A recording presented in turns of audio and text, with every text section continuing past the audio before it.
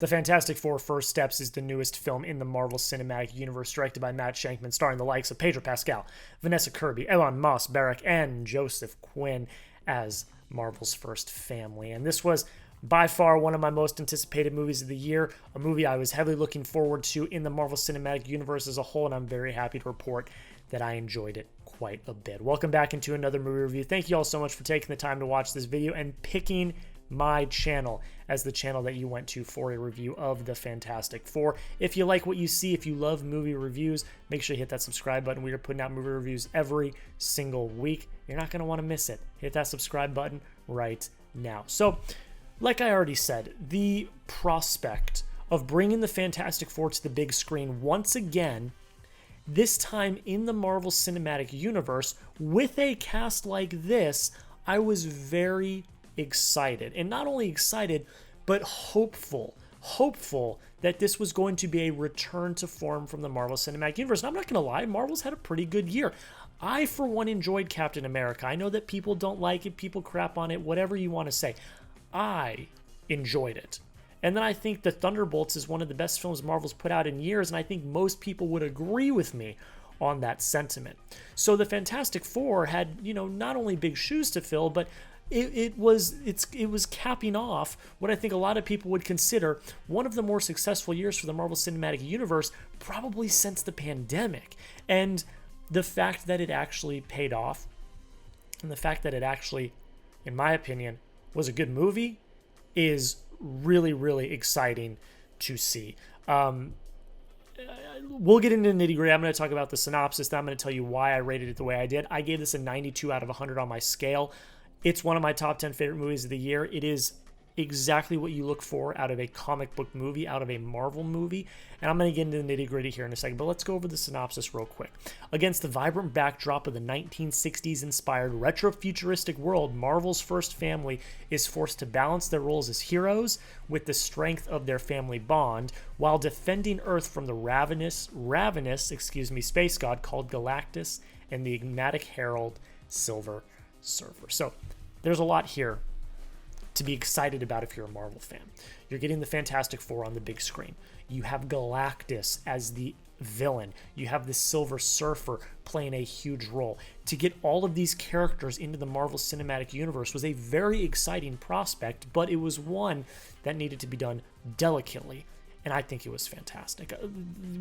Everyone's going to talk about this. The retro-futuristic world, the backdrop of the 1960s type world was fantastic. And that's my first point that I really like here, is just the technical aspects and the aesthetic and how they executed it was phenomenal. Set design, sound design, costume design, the cinematography, editing, everything that went into it was awesome. You really felt like you were being transported into that world. It didn't feel like the Earth of normal. And obviously it's not, it's a different Earth, but it just felt, it had a different vibe and a different aesthetic that I loved. I would love to live in that world forever. It was just so fun. It was so lighthearted. It was so comic booky, which is something we don't really get with Marvel nowadays. And I get it. The Marvel Cinematic Universe is a more grounded, more realistic world, but to actually come into this kind of wacky, whimsical world of the Fantastic Four, I really liked it. It worked for me. I really loved the aesthetic that they came with, and it worked for this family. It worked for these characters. And that is just a major shout out to the creative team and everyone involved for coming up with this vision and executing the vision, because if it didn't work, if it came off as tacky or corny or cheesy, it would not have made the movie good. It would have taken away from the movie, but it didn't. They executed it to a T. It looked awesome. The entire aesthetic was phenomenal. I think that Matt Shakman, or Shakman, I probably butchered the name and I apologize, did a really good job here.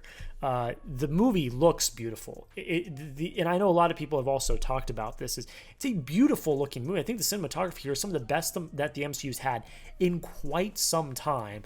And I think that the vision from Shakman is awesome. Like you can tell that there is a lot of passion put behind this vision. You can tell that there's a lot of very delicate care, and just in the shot composition, in the overall, the way that everything is blocked and the way that everything moves and flows together was phenomenal, and it kept you involved in the movie from start to finish. This movie starts right away and you are in it, and I really liked that. I did have some issues with the pacing. I do feel like it does rush. It is a shorter runtime than I think I probably would have liked. I probably would have liked this movie to be a little bit longer.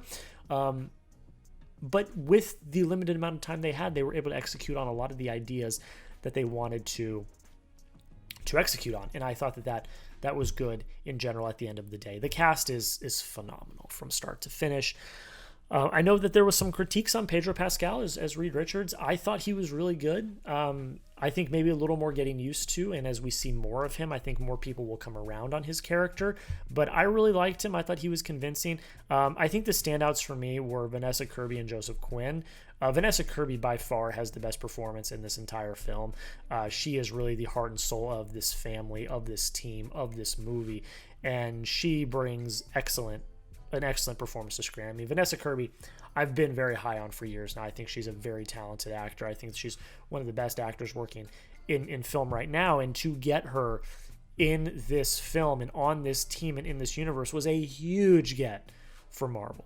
It was one of the best gets they could have potentially gotten. And I know that this is a movie that's got a Pedro Pascal or a Joseph Quinn, but I think Vanessa Kirby is the best part of this movie in general in terms of performances. But Joseph Quinn and his childlike life, kind of vibrant nature of playing Johnny Storm was awesome. I thought that he also brought really great dynamic to the family, and the entire cast was phenomenal. You felt this found family dynamic, and that's something that is really pushed in this movie, is the themes of family and what you would do for your family. And I thought that they played that off really well. This is not a huge action-packed film. You do have the set pieces, and when they happen, they're really engaging and really good.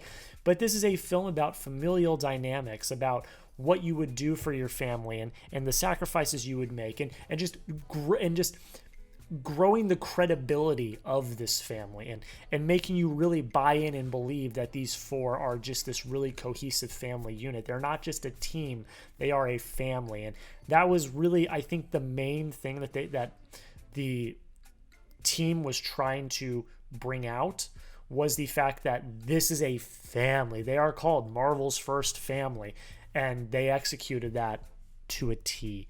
And you felt those moments, and the moments were emotional, and you felt like you were being invited into the family as well. And I really like that. The small moments, the delicate moments were all really well crafted and really put together. And I thought that while maybe a little bit rushed overall, it was really good. That's the simplest way to say it. I think it was a very cohesive story with very interesting themes, mainly revolving around family and sacrifice and what you would do for your family, that I really, really liked. Galactus is awesome. He's terrifying. He is everything you could hope for with bringing Galactus to the big screen.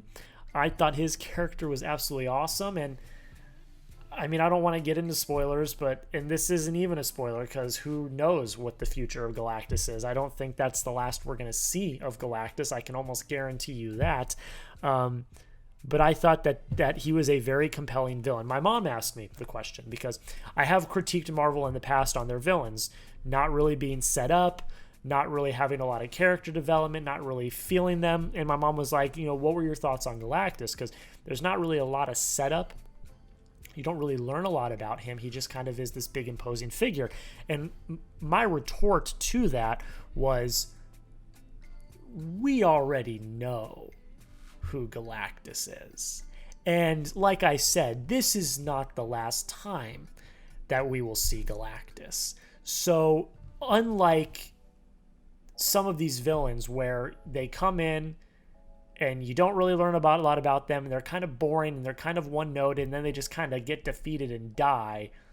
Galactus, you really were just setting the first kind of level of foundation in this movie, and I didn't think that you needed to put so much effort into his story, because I would assume, and I don't have any insider information, but I would assume that we will be seeing him again. And so I'm not really worried about all of the character development of Galactus, because, again, this was not just a throwaway villain. He's going to have something to do with the future of the MCU. I would almost guarantee it. The action, like I already kind of talked about, is really good. There's two main sequences, one in space. They really did a lot in space, which I really enjoyed. I like that sci-fi element of it. One in space, and then the big, action sequence that we've all seen in the trailers in New York.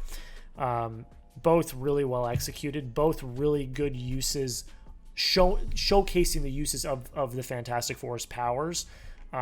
Because when you get a team of 4 people that all have vastly different powers, sometimes it can be hard to showcase all of them in a cohesive way. But in both of those sequences, they did, and I thought that was awesome. Really being able to give each person their time to shine and showcase what their powers are. Because again, this is the origin story of the Fantastic Four in the MCU. Not everyone knows everything about the Fantastic Four. I'm not incredibly versed on the Fantastic Four, but I think they did enough groundwork. They laid enough brick here that I'm fully on board with this team. I love this team. I'm part of this family. I want to see them succeed, and I'm so excited to see what the future holds. So, wrapping this all up in a bow, because I don't want to go on for too much longer and ramble for too much longer. This was an incredibly cohesive movie. I think that's the best word I can describe this as. It was very cohesive, from the technical aspects to really good performances to a very cohesive and put together script with really awesome themes, good emotion, and awesome action. This is just a film that just goes on all cylinders, and it really is a breath of fresh air for the Marvel Cinematic Universe. And you do feel like you are pushing towards a new dawn of this universe. It is called the Fantastic Four First Steps, and I really felt like after this movie, we were taking the first steps towards something greater for this universe that has lacked direction after the Infinity Saga.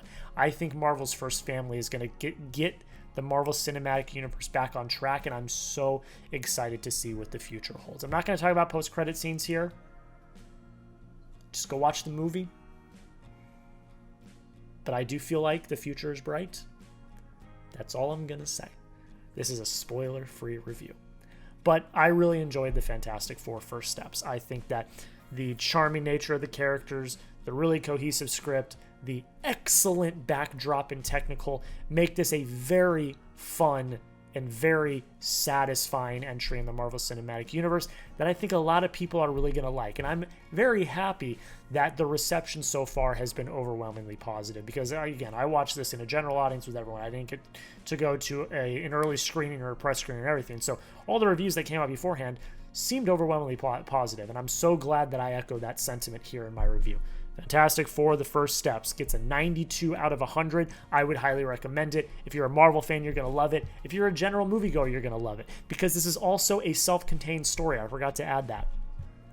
You don't need to know anything about the Marvel Cinematic Universe to enjoy this movie. This is a highly accessible, very cohesive, singular story that anyone can enjoy. I cannot wait to watch this many, many times over, because it just is a really good time at the movies. That's where I'm going to end it, guys. I want to thank you all so much for taking the time to watch this review. I know there are a bunch of reviews on the internet. The fact that you decided to watch this one, it means the absolute world. You go down below in the comments. What did you think of the Fantastic Four First Steps? Did you like it? Did you hate it? Let me know your thoughts. We'll have a civil conversation down below. Once again, if you have not already, please consider hitting that subscribe button. It helps the channel grow, obviously, but it puts a smile on my face as well. This is not a job for me. This is a hobby. I love talking about movies, and this is you subscribing helps me do that just a little bit easier. That's it, guys. Thank you all so much for watching. I really appreciate you taking the time to watch the video. Go check out the Fantastic Four: The First Steps. I really enjoyed it. I think you will too. And until next time, we'll see you in the next video.